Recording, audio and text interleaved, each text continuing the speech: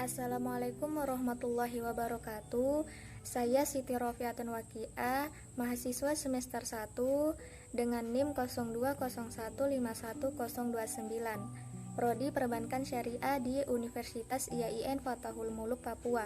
Pada video kali ini, saya ingin menjelaskan hasil UAS saya dengan mata kuliah aplikasi komputer. 1. Jelaskan sejarah perkembangan komputer. Baik, sebelum kita memasuki sejarah perkembangan komputer, perlu kita mengetahui artinya komputer. Komputer adalah sebuah mesin yang mampu menjalankan prosedur komputasi dan beragam operasi lainnya secara cepat dan efisien, sehingga kerap digunakan untuk menjalankan berbagai jenis kegiatan atau proyek. Baik, kita masuk di sejarah perkembangan komputer. Komputer pertama kali ditemukan oleh seorang tokoh bernama Charles Babbage.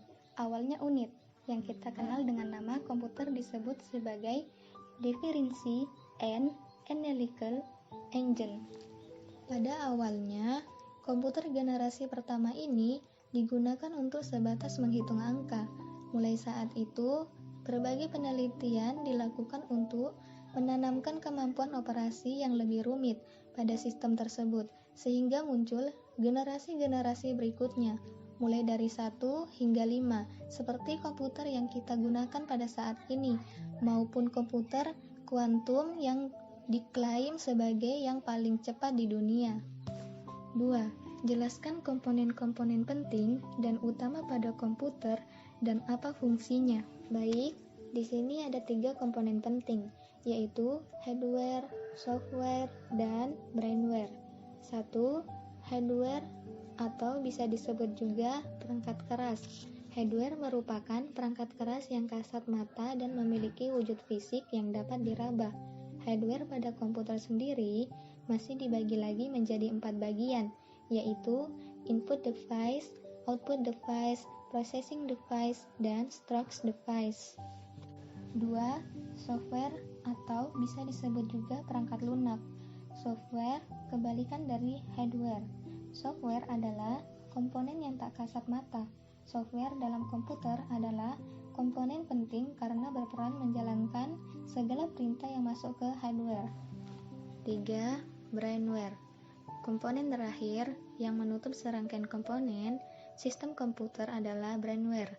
Brainware yaitu orang yang menjalankan atau mengoperasikan komputer. Brainware sangat penting karena komputer tidak dapat bermanfaat jika tidak dioperasikan oleh manusia. 3. Jelaskan manfaat dari penguasaan aplikasi komputer pada era 4.0 sekarang ini. Jadi, pemanfaat teknologi di era revolusi industri 4.0 sekarang ini adalah teknologi informasi sangat berpengaruh di era industri 4.0 karena di era industri 4.0 mengandalkan teknologi ini formasi dalam segala bidang dari ekonomi, pendidikan, kesehatan, pemerintahan, dan lain-lain. Karena teknologi informasi sangat memudahkan manusia dalam memproduksi, mengolah data, dan menyebarkan informasi. Revolusi industri 4.0 yang tengah dirasakan dan diyakini mampu meningkatkan kualitas hidup populasi dan tatanan kehidupan di seluruh dunia, dan diprediksi akan membuat perubahan sosial dan pergeseran segi bisnis. Produktivitas dan efisien merupakan afeksi jangka panjang yang akan dirasakan dalam revolusi industri digital ini. Maka dari itu, perusahaan harus bisa memanfaatkan teknologi yang berkembang pesat ini untuk dapat meraih tingkat efektivitas suatu produk dan konsumsi yang lebih tinggi dan juga pengembangan ke pasar-pasar baru. Dengan hadirnya teknologi seperti kecerdasan sintetis atau tiruan, internet dan mesin otomatis bisa diimplementasikan dalam kehidupan sehari-hari yang bisa mengubah konsep perusahaan, pola pikir individu yang tercipta karena revolusi industri 4.0 ini. Pada era revolusi industri 4.0 ini, mulai dari industri transportasi hingga retail dan perbankan akan bersaing memasukkan inovasi teknologi ke dalam proses operasionalnya, karena pada dasarnya perusahaan akan kalah saing andai skala canggih dan cepat teknologinya. Dan studi menunjukkan bahwa teknologi kecerdasan buatan akan mengesampingkan bahkan menghilangkan beberapa pekerjaan, sekaligus menghadirkan permintaan keterampilan dan pekerjaan baru.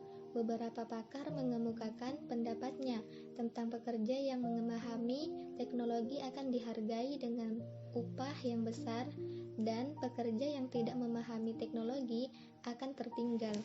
Revolusi Industri 4.0 yang memiliki ciri perpaduan teknologi yang tidak menggambarkan kejelasan batas antara biologis, digital, dan fisik, yang ditandai hadirnya beberapa terobosan teknologi baru di berbagai bidang, diantaranya adalah kecerdasan buatan, robotika, pendidikan, ekonomi, dan lainnya. Pemanfaatan dan pengolahan data yang masih merupakan faktor penting atau utama yang melandasi terobosan tersebut. Kini data telah berevolusi menjadi senjata dalam memenangi persaingan dalam berbagai bidang, bukan hanya sebagai faktor perlengkap saja. Sebagai salah satu negara besar di dunia, Indonesia mempunyai potensi sebagai penghasilan dan penggunaan data yang begitu luas dan besar, karena tidak sulit bagi masyarakat Indonesia menemukan bukti dari pemanfaatan data dan teknologi yang masih atau murni, lantaran dapat dijumpai dengan mudah dalam kehidupan sehari-hari, seperti yang dirilis oleh World Economic Forum. Didapatkan ada beberapa teknologi yang ramai diperbincangkan pada tahun 2018 sampai 2022. Seiring berjalannya revolusi industri 4.0 ini, berikutnya beberapa teknologi yang akan mendominasi. High Speed Mobile Internet. Koneksi internet yang cepat pada perangkat mobil ini merupakan fondasi utama yang ada di era revolusi industri 4.0, dan saat ini kita masih menggunakan jaringan 4G atau bisa dibilang juga 4G yang memiliki kecepatan koneksi yang cukup mampu, akan tetapi belum merata dalam penggunaannya. Terlepas dari itu, perkembangan jaringan 5G sudah mulai dicanangkan dan akan diterbitkan untuk perangkat mobil pada tahun 2019 sampai 2020. Pada tahun 2020 diprediksi akan menjadi waktu yang ideal bagi Indonesia untuk mengaplikasikan infrastruktur jaringan 5G, karena dibutuhkan waktu bagi pelaku industri untuk mempertimbangkan proses penataan peraturan dan juga edukasi ke masyarakat yang sesuai era industri 4.0. 4. Konsekuensi dari gagalnya mahasiswa menguasai komputer kaitannya dengan keberhasilan dalam menjalankannya perkuliahan serta ketika sudah terjun ke dunia kerja. A. Evolusi diri. Setelah pikiran Anda jernih, mulailah melakukan evolusi diri penyebab kegagalan usaha. B. Perbaikan mindset. Ketika Anda gagal dalam usaha, tetaplah tenang dan jangan menyalahkan orang lain di sekitar Anda. Anggaplah kegagalan ini menjadi pelajaran agar Anda ke depannya bisa lebih sukses. C. Ambil pelajaran dari kegagalan. Sikap yang paling tepat saat mengalami kegagalan adalah selalu berpikir positif dan mengambil satu pelajaran dari penyebab kegagalan yang Anda alami. D. Lebih tekun lagi. Memiliki sikap tekun akan mendekatkan kepada kesuksesan dalam usaha. E. Bekerja lebih keras. Saat Anda gagal dalam usaha, berarti Anda belum cukup bekerja keras dalam mengembangkan usaha. F. Cobalah untuk lebih ingin tahu, memiliki rasa ingin tahu yang tinggi, dan selalu mencari tahu akan hal baru akan berguna bagi para pengusaha. G. Terus berpikir kreatif. Produk yang kurang menarik juga bisa menjadi salah satu faktor kegagalan dalam usaha. Baik, sekian penjelasan dari saya. Wassalamualaikum warahmatullahi wabarakatuh.